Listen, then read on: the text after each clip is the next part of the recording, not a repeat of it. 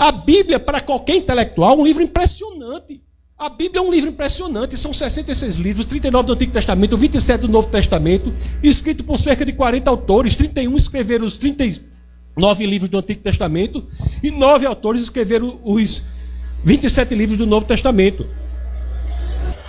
Você vê livros sobre as mais diversas áreas. Você tem livros de estilos literários totalmente diferentes. Os primeiros capítulos de Gênesis são livros fortemente poéticos. Tem até poesia erótica. O livro de Cantares. Você pega livros históricos. O livro de Atos. O livro de Atos tem 84 fatos que são de maneira indubitável provados ou pela história ou pela arqueologia. Você reúne esses 66 livros que foram escritos num período de 1.500 anos.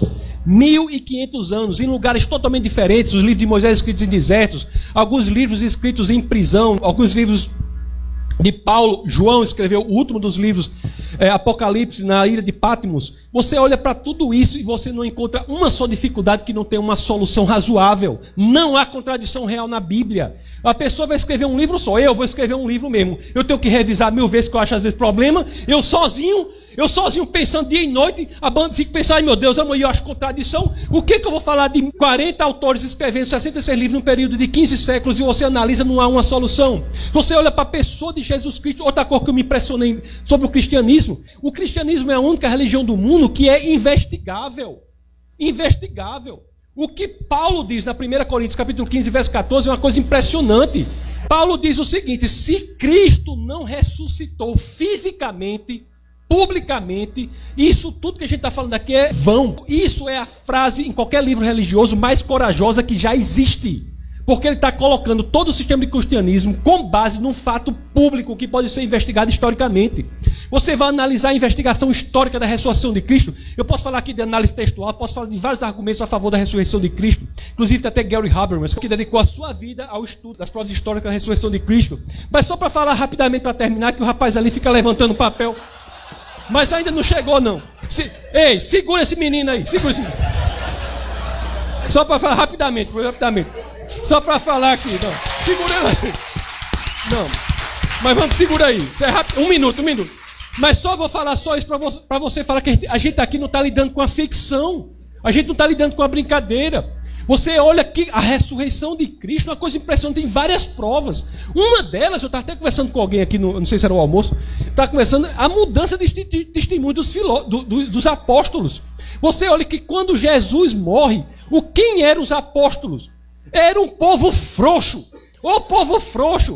povo covarde. Quando Jesus morre, o que acontece? Pedro volta a pescar, tudo acaba, ninguém fala, aquele povo tudo frouxo. Morreu Jesus, todo com medo, não sei o quê. A experiência do Cristo ressuscitado, ressurrecto, juntamente com o que acontece em Atos 2, se você pegar essa experiência, muda radicalmente a vida dessas pessoas. Como é que pessoas tão covardes, tão temerosas, se tornam pessoas tão corajosas, que se deixam torturar, perseguir, torturar e morrer, sem negar o fato histórico da ressurreição de Cristo. Todos os apóstolos de Cristo foram perseguidos, torturados e mortos, à exceção de João, que estava preso na ilha de Patmos, onde inclusive escreveu o Apocalipse. Todos os demais foram perseguidos, torturados e mortos sem negar. Por que teriam feito isso se isso não fosse a verdade? O que foi que ganharam com isso? Não há um só fato na história da humanidade que alguém tenha se deixado perseguir, torturar e morrer por algo que saberia que é mentira. Existem pessoas com forte viés ideológico que se deixam torturar e matar por algo que é mentira, mas eles acham que é verdade. A tese de que teriam espalhado a mentira de que Cristo tinha ressuscitado não se sustenta a uma análise mesmo comezinha da história. Então o que nós temos que dizer quando falamos ciência e religião não é uma coisa, eu acho que a ciência deve ser igual à religião. Eu estou dizendo o seguinte: não quer ser religioso, não seja, esqueça, mas seja científico honestamente falando. Você não tem como fugir disso. Cristo é a verdade. Eu estou terminando agora. Cristo é a verdade. Se você analisar, essa é a verdade. Se você analisar as duas palavras que a filosofia grega mais se debruçavam sobre. E a filosofia grega é algo importante, professor, porque qualquer outra filosofia que é feita da filosofia grega até agora não passa de notas de rodapé a filosofia grega. A filosofia grega se tinha duas palavras com as quais eles lidavam, e eles pesquisavam. Uma era a verdade, que em grego é aletheia. A outra era o fundamento, a essência, a razão do mundo, que era logos. Você vai para João 14,6, o que é que tem lá? Eu sou o caminho, a verdade e a vida.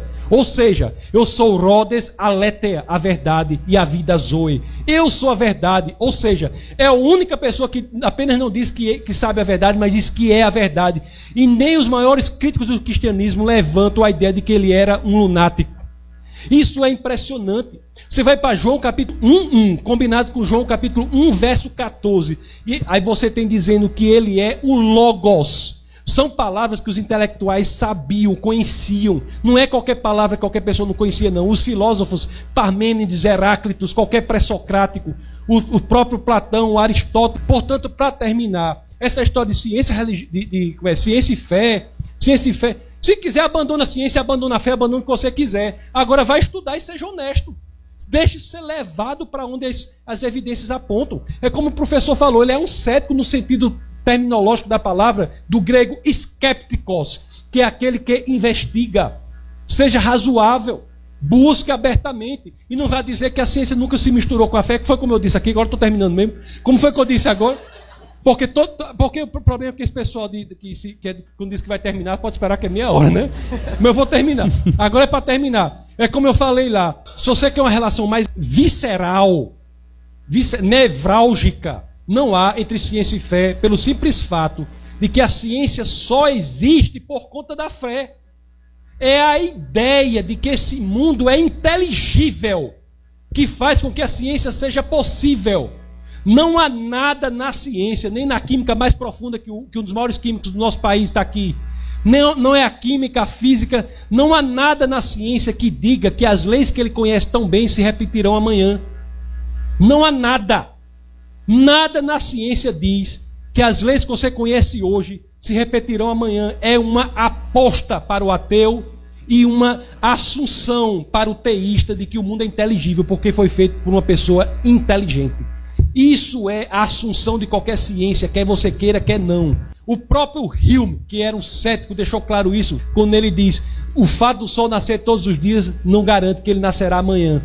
A indução é uma aposta para o ateu, é uma irracionalidade para o ateu. Só faz sentido para o cientista teísta que crê em Deus, porque ele entende que o mundo foi feito por alguém, o mundo foi feito de forma inteligível e, portanto, pode ser descoberto pela inteligência, porque ele foi feito por uma mente inteligente por trás de tudo que existe. Muito obrigado.